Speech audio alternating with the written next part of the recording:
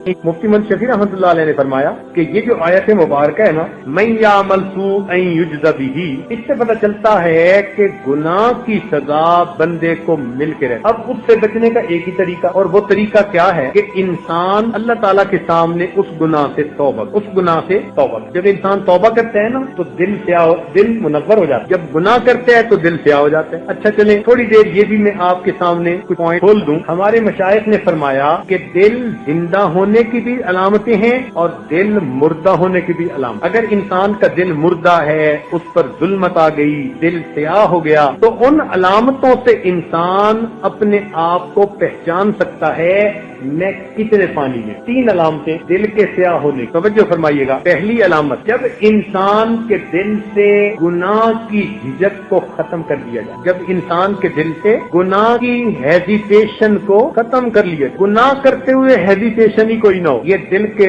سیاہ ہونے کی پہلی علامت۔ پہلے نامحرم کی طرف دیکھتے ہوئے ہیزیٹیٹ کرتا تھا، اب بلا دھڑک دیکھتا ہے، آنکھوں میں آنکھیں ڈال کے باتیں کرتا ہے، وہ جھجک ختم کر دی گئی۔ حلال کا خیال رکھتا تھا، حرام سے بچتا تھا، اب حرام حلال کی تمیز ختم کر دی گئی۔ وہ جو ہیزیٹیشن تھی نا، جھجک تھی، جھجک ہی تو ہوتی ہے جو انسان کو گناہ سے بچاتی ہے۔ کتنے گناہ ہیں انسان جھجک کی وجہ سے نہیں کرتا، اس لیے شریعت نے فرمایا اذا فاتک الحیاء اعمل ما شئت، جب حیا تو اس سے رخصت ہو جائے پھر جو چاہے کر، تو وہ حیا نکال لی جاتی، گناہ کی جھجک دل سے ختم کر دی جاتی ہے۔ یہ پہلی علامت۔ دوسری علامت، جب نیکی کرنا انسان کو بوجھل نظر آئے، بس ایک صفحہ قرآن کا پڑھا طبیعت تھک گئی، 2 رکعت پڑھی طبیعت تھک گئی، فرض پڑھے سنتیں پڑھی نفل اللہ کے حوالے، مصیبت نظر آتی ہے۔ جب عبادت بوجھل نظر آنے لگے، یہ علامت ہے کہ دل سیاہ ہو۔ اور تیسری بات کہ اگر اس بندے کو نصیحت کی جائے نا تو اس کو نصیحت کی بات بھی بری لگے۔ آپ کوئی بات سمجھانا بھی چاہے نا تو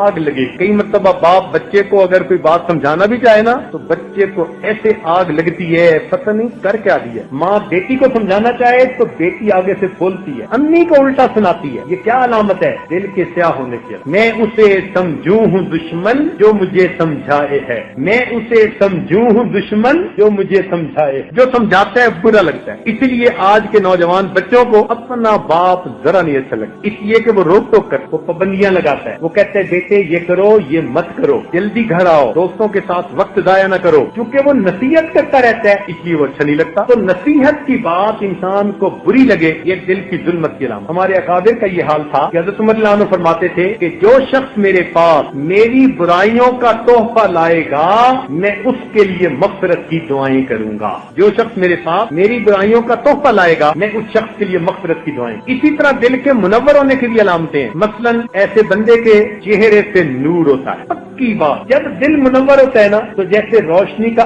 عکس پڑتا ہے، اس روشنی کا عکس انسان کے چہرے پہ بھی پڑتا ہے۔ آپ اس بندے کے چہرے کو دیکھیں، آپ کو ویسے ہی سکون ملے گا، ویسے ہی خوشی ملے گی، اطمینان ملے گا۔ اللہ والوں کے چہروں پہ وہ نور ہوتا ہے، وہ سکون ہوتا ہے۔ چنانچہ میں کتنی مرتبہ دوستوں کو کہتا ہوں کہ اللہ والوں کے چہروں کو دیکھو، بہار کی تازگی ہوگی، اور آج کل کے جو باپ دور ہیں ان کے چہروں کو دیکھو تو آپ کو عجیب ان کی بکھرے ہوئے بال، عجیب ان کی شکلیں، اچھل کود رہے ہوتے ہیں بلی کی طرح، ان کے چہروں کو دیکھ کے پتہ چلتا ہے یہ پریشان لوگ ہیں۔ جیسے کسی مالٹے کو نچوڑ کے کوئی پھینک دینا تو جو اس کی شکل ہوتی ہے وہ ان کی شکل ہوتی ہے۔ یہ کیا چیز ہوتی ہے؟ یہ گناہوں کا وبال ہوتا ہے۔ تو نیکی کی علامت دل میں سرور ہوتا ہے، چہرے پہ نور ہوتا ہے۔